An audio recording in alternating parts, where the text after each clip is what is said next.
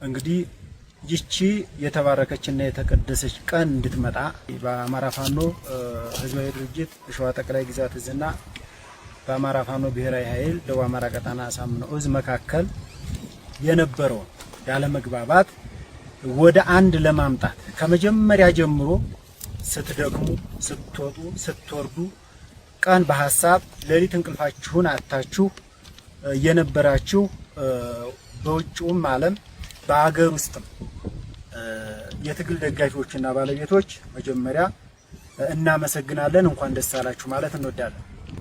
ከዚህ በመቀጠል መላው ህዝባችን በአንድም በሌላ ከስተታችን ባለመማር ከአንድ አብራክ የወጡ ልጆች እውነት ለመናገር ለአንድ ዓላማ የተሰለፉ ልጆችን ጎራና ጎራ ለይተው ጥይት ሲወራወሩ በመቆየታቸው እኛም የትግሉ አብዮት ወይም የትግሉ ፊት አውራሪዎች መሪዎች በነበርንበት ሰዓት የችግር መፈጠሩ እና በወቅቱ ቶሎ ብዙ ችግር ሳይፈጠር ባለመመለሳችን ታላቅ ይቅርታ እንጠይቃለን።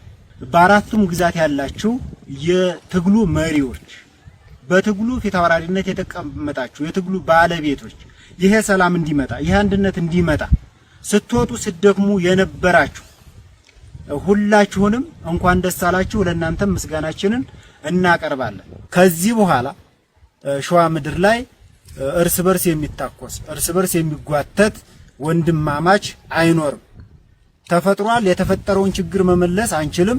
ድጋሚ እንዳይፈጠር ትናንትና ለአንድ ዓላማ የወጡ ልጆች የትም በእኛ ስህተት ዋጋ በመክፈላቸው እጅግ ልባችን እያዘነ በቁጭትና በስሜት የተሻለ ስራ ሰርተን የተሻለ ቀራርበንና አዋህደን ሰራዊታችንን የሸዋን መሬት ለብልጽግና እሳት እናደርገዋለን።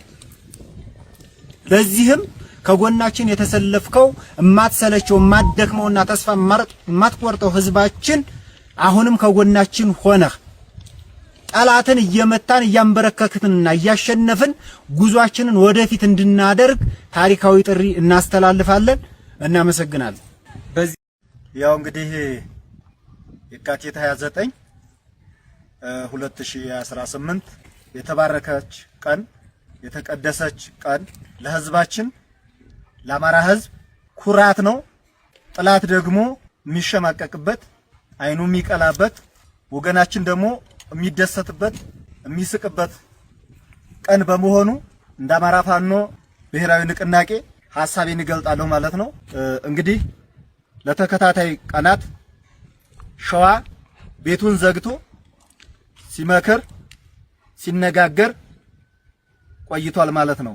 አያቶቻችን እና አፄ ምኒልክ እንዲሁም ለብዙ ዘመናት ሀገርን ሲያስተዳድሩ ህዝብን ሲመሩ ያለ ልዩነት በአንድነት ያስመሰከሩበት ትልቅነትን ያሳዩበት ለልጆቻቸው ብዙ ነገር ያስተማሩበት እኛ ልጆቻቸው ደግሞ ከነሱ ተምረን የነበረን ልዩነት የነበረንን መገፋፋት ለአጠቃላይ ለአማራ ህዝብ አሁንም በአንድነት የሚታገልበትን ልዩነታችንን የነበረብንን መገፋፋትና በተንኮለኞች በሴረኞች የተተበተበብንን ትብትብ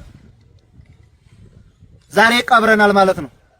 ዛሬ ይሄንን ታሪካዊ ቀን ለህዝባችን የምናስደስትበትና መላው የአማራ ህዝብ ደስታውን ተቀብሎ እኛ እንደተቃቀፍነውና እኛ እንደተመካከርነው ሌሎችም በውጭም በውስጥም ትግላችንን የሚደግፉ ትግላችንን ለማሻገር ሌት ተቀን የሚለፉ ወንድሞቻችሁ መላው የአማራ ህዝብና የሸዋ ህዝብ ብሎም የትግሉ ደጋፊዎች እንግዲህ የምትፈልጉት የምትናፍቁት አንድነት መጥቷልና እንኳን ደስ አላችሁ እንኳን ደስ አለን ማለት ፈልጋለሁ። በመቀጠል እንግዲህ ይህ አንድነት ለሌሎች ምሳሌ ሊሆን የሚችል አይደለም ለአማራ ህዝብ ቀርቶ ለሌሎች ጭቁን ብሔር ብሔረሰቦች ጭምር ምሳሌ ሊሆን የሚችል የአሸናፊነታችን ማረጋገጫ እውነትም አንድነቱ የእውነት የጸና ቀጣይ አንዱ ትብስ አንዳችን ትብስ እየተባባል የምንቀጥልበት የምንከባበርበት ህዝባችንን ከፍ የምናደርግበት መሪዎቻችንን የምናከብርበትና የማሸነፊያ ቁልፋችን ሆኖ ይቀጥላል። ቀጣይ እንግዲህ ቅድም መሪዎቻችንም እንደገለጹት ህዝባችን ከጎናችን እንዲሆን ደጋፊ ማህበረሰብ ከጎናችን እንዲሆን እና በተሻለ ፍጥነት በተሻለ ትግል ስልት አሸናፊነታችንን እንድናረጋግጥ ጥሪያችንን እናስተላልፋለን። ይህ ሆኖ በማየቴ በግሌም እጅግ በጣም ደስታ ተሰምቶኛል። በድጋሜ እንኳን ደስ አላችሁ ማለት ፈልጋለሁ። አመሰግናለሁ።